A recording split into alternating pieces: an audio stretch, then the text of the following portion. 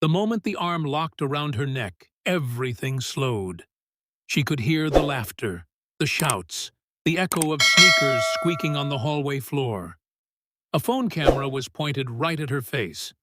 Most kids would have panicked. Most kids would have begged for them to stop. Amara didn't, because these bullies had no idea. They'd just picked a fight with someone who'd been training to end fights her entire. Don't forget to subscribe this channel. Acts of Depth for more real-life stories. To everyone else at Jefferson High, Amara was invisible. She moved like a ghost between classes, always sitting at the back, always eating alone.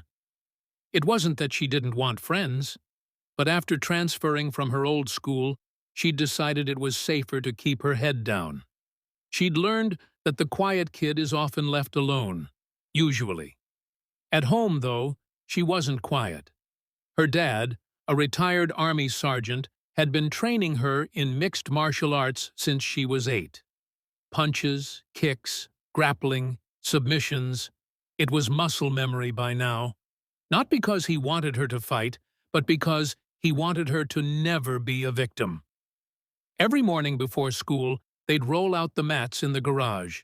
Every night after dinner, they'd review techniques. It was discipline, structure, a language only the two of them spoke. But no one at school knew that side of her. To them, she was just the new girl who never talks. It started small.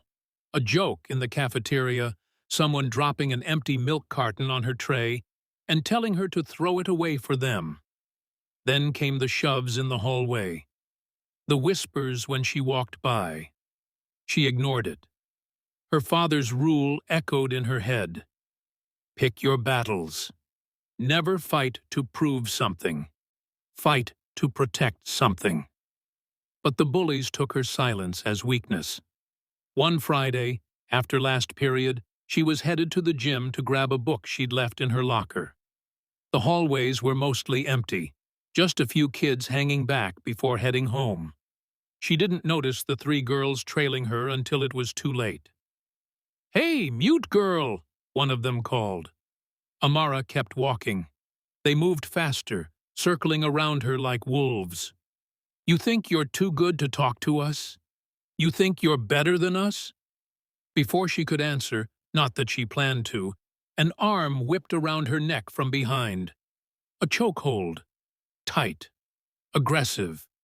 Her feet left the ground for a moment as they laughed. Phones were out. Recording. They wanted a show. Amara's vision narrowed, not from the choke, but from focus. She dropped her chin, tucking it tight to her attacker's forearm to create breathing space. Her knees bent slightly, lowering her center of gravity. She shifted her hips, grabbed the attacker's wrist with one hand, and planted her foot hard on the tile. The bully laughed, thinking she was struggling. In reality, Amara was setting up. With one explosive twist, she turned her body, stepping behind the girl while dragging the arm with her. The choke was broken, and now she was in control. Before the bully could react, Amara swept her leg, sending her crashing to the ground. Gasps echoed through the hallway. The other 2 bullies froze. The one on the ground tried to scramble up, but Amara slid into a side control pin, locking her arm in a secure hold. "You're going to let me go," the girl shouted. Amara didn't shout back. She simply applied enough pressure for the bully to feel the message without breaking anything. One of the other girls stepped forward, rage in her eyes.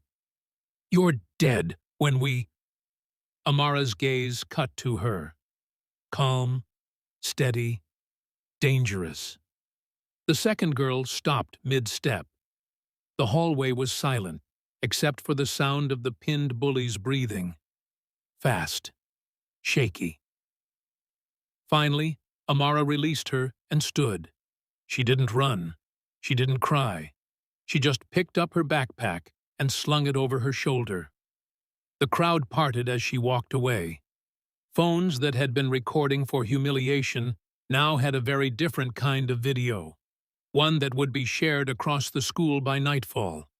By Monday, everything had changed. Some kids looked at her with newfound respect, others with fear.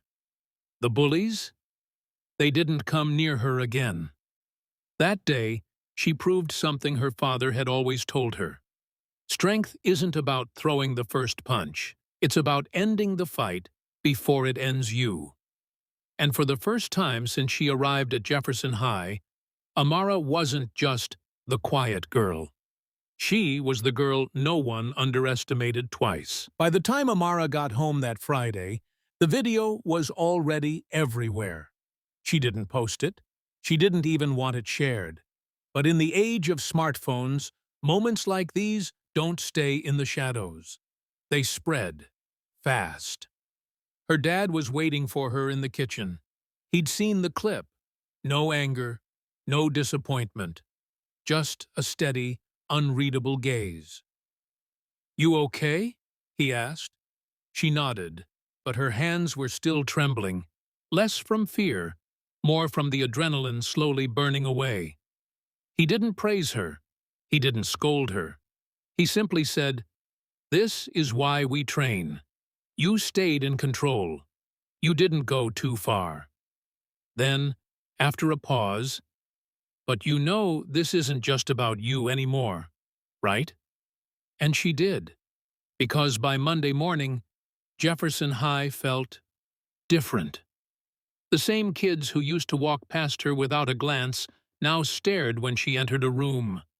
Some whispered with awe, others with caution. A few came up quietly to say they'd been bullied too, that they wished they had her courage. Even the teachers had heard.